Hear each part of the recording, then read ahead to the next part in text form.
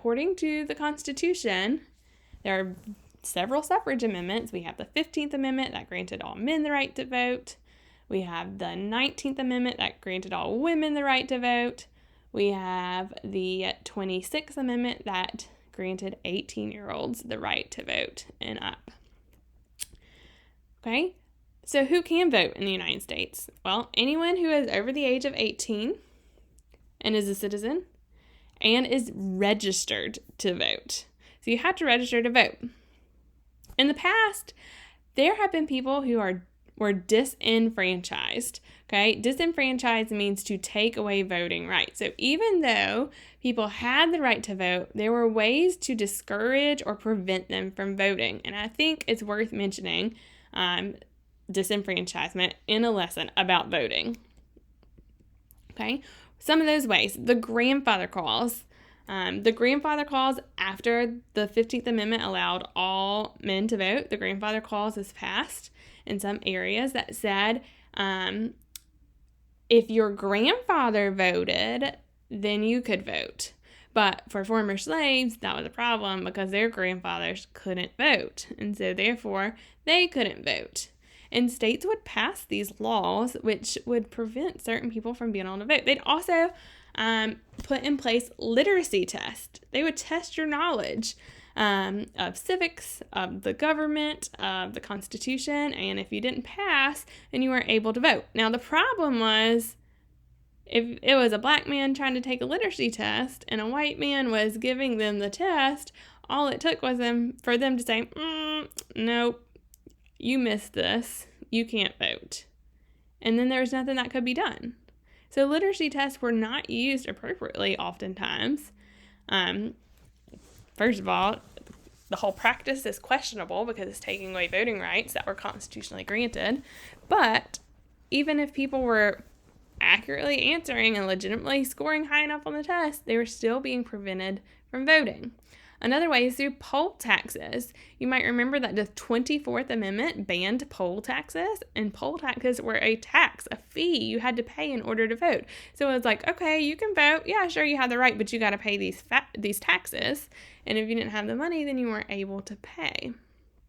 Then, if none of that worked, there was always the intimidation factor, where you would have people like from the Ku Klux Klan standing outside of the polling place and just causing terror and fear for anyone of color trying to come vote. And so they were unable. Okay, so here is a political cartoon.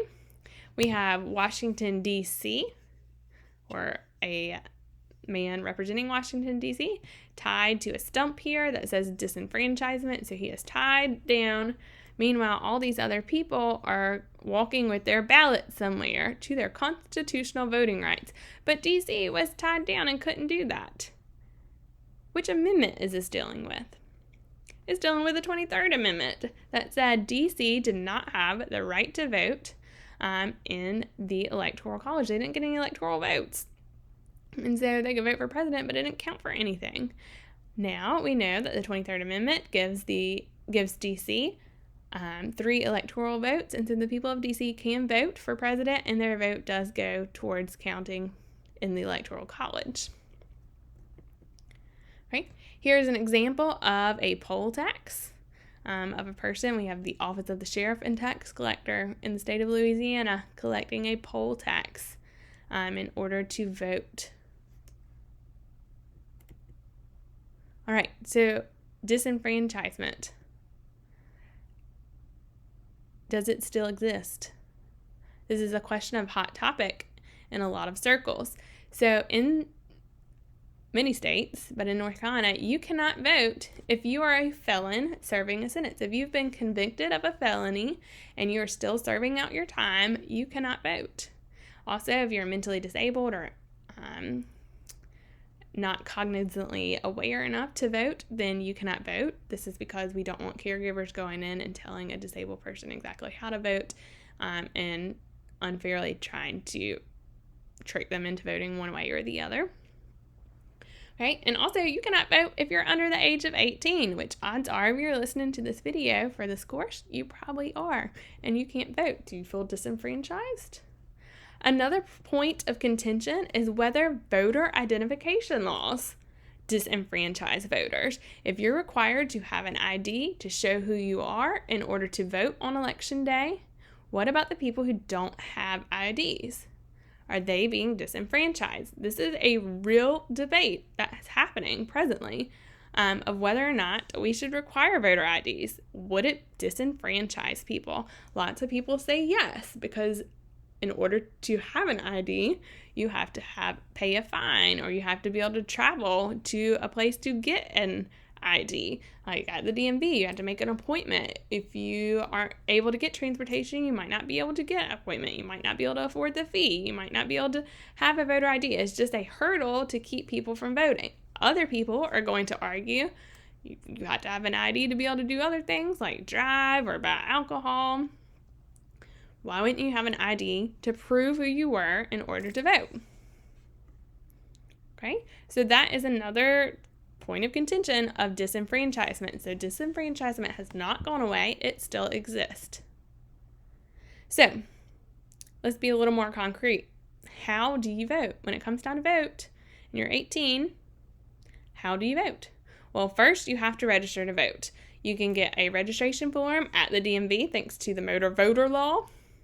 Not a fun law. Motor Voter Law says that the DMV can provide voter registration forms. You can get them at the library oftentimes. Schools often host voter registration drives, or you can simply just go online and fill it out. Go to the North Carolina Board of Elections and find voter registration and fill it out. You can mail it into the North Carolina Board of Elections, and then once you do, you'll receive a voter registration card. So what does this application look like? Well, it asks you basic information like, will you be 18 years of old before or on election day? Are you a citizen? If you're not a citizen, you're not going to be able to vote. Okay, if you're not going to be 18, then you don't need to fill out the form yet. So you put your name, your information, your date of birth. If you have a driver's license, that helps confirm that you're a citizen. Do you have a social security number? That helps confirm that you're a citizen. You got to put your address because you're going to live in certain districts. And so if you live in one place, you just don't want to be voting for a representative in a different district. You want to vote for the representatives in your district. So they need to know your address so that you get the right ballot on election day. They ask for other demographic information like your race and ethnicity, and then you can choose to affiliate either as a Democrat, a Republican, a Libertarian, or unaffiliated. And this will matter on like when you're voting in the primaries, and we're going to talk more about the primary elections in Unit 4. So you'll put down this information and you'll mail it into the North Carolina Board of Elections. You also have to sign and saying that all of this is true, and if it's not, it's perjury, which is a felony in North Carolina. So don't lie on your voter registration form. Then you'll get a voter registration card in the mail. It looks like this. It's folded in half. It's like a postcard. And on it will have like what party you registered for if you chose one, or unaffiliated if you chose that. It will show you your precinct, where you will go on election day, your polling place. Usually it's a church or a fire station or perhaps a school. And then it will tell your district. So what district you are in for Congress, for the House of Representatives, what judicial districts you are in, the North Carolina General Assembly House, the North Carolina General Assembly Senate, what city you live in for city governments, what school district you're in for school board. So it tells you all the different districts you're in that you will be voting or have the opportunity to vote on. Okay. So then once you're registered on election day, you'll go vote. You'll go to your polling place, which is indicated on your registration card, and it will be in your precinct or your ward. Your precinct is just your voting district. So make a note that a precinct is just your voting district, the district you live in for voting.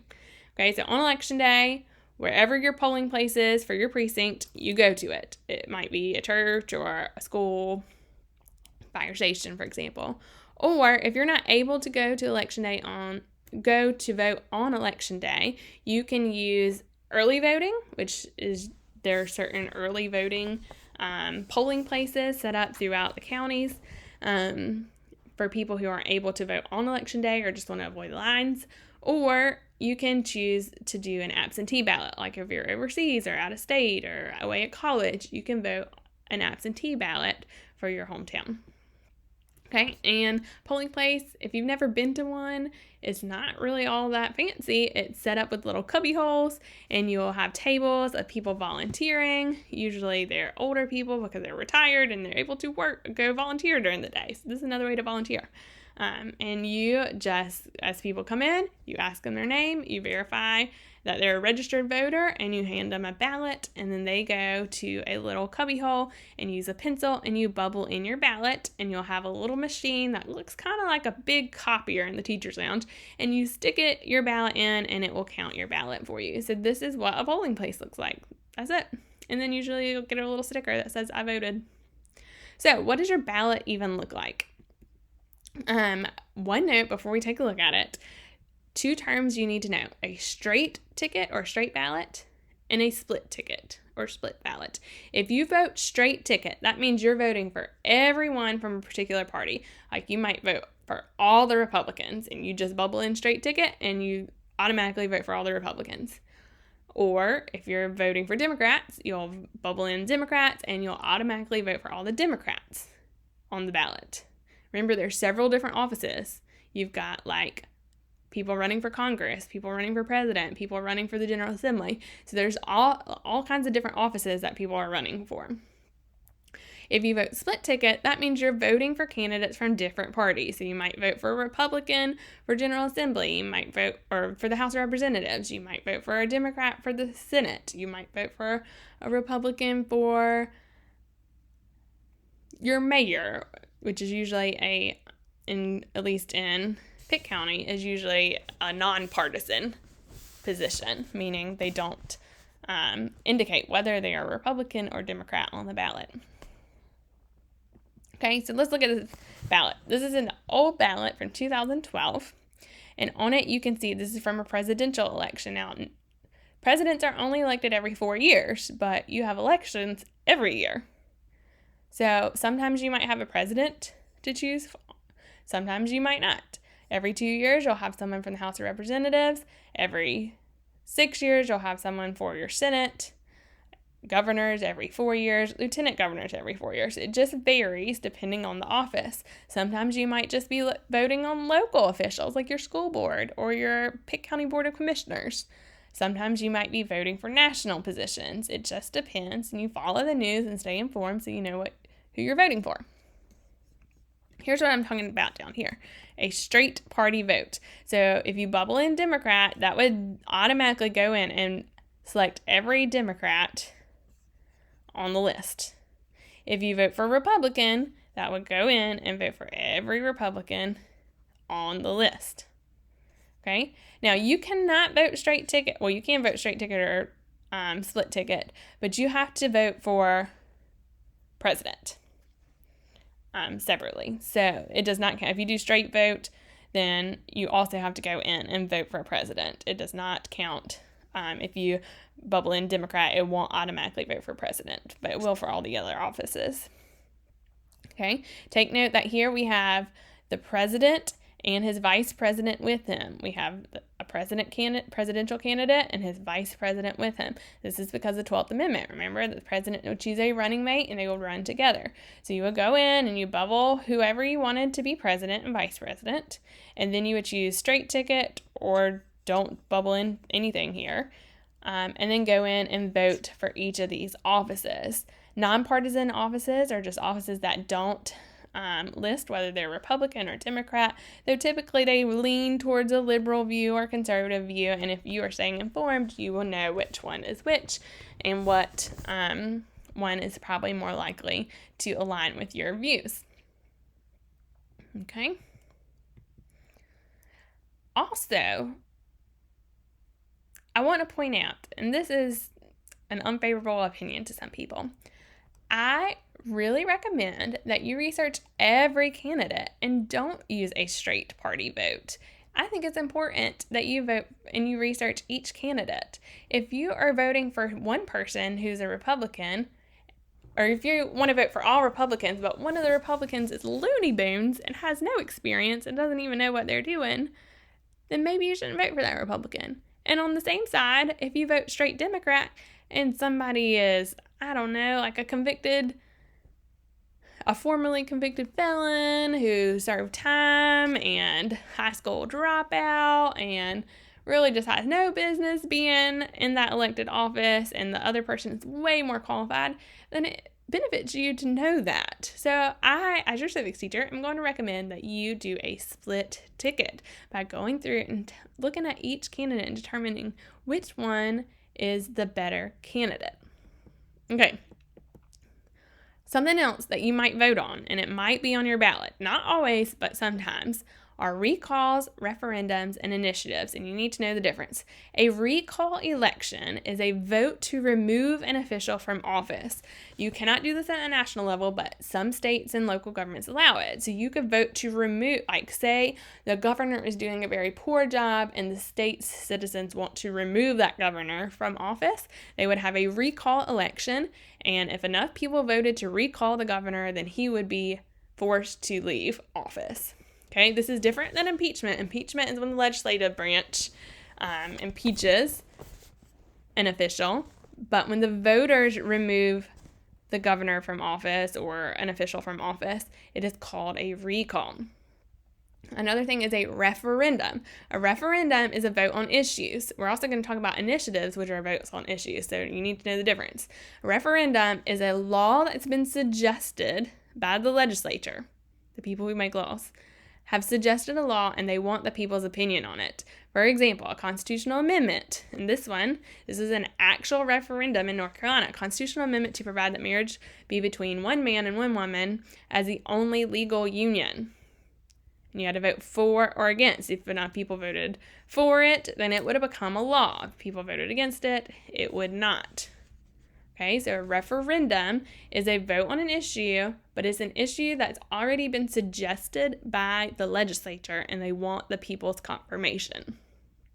On the flip side, an initiative is a suggestion for a law by citizens. So you have a whole process here. People will sign a petition, and if enough people sign the petition, then it will get on the ballot as a proposition, and people will vote for the proposition or against the proposition. This is a way for citizens to make laws without ever using the legislature. So we've seen this in a whole lot of states for the legalization of marijuana.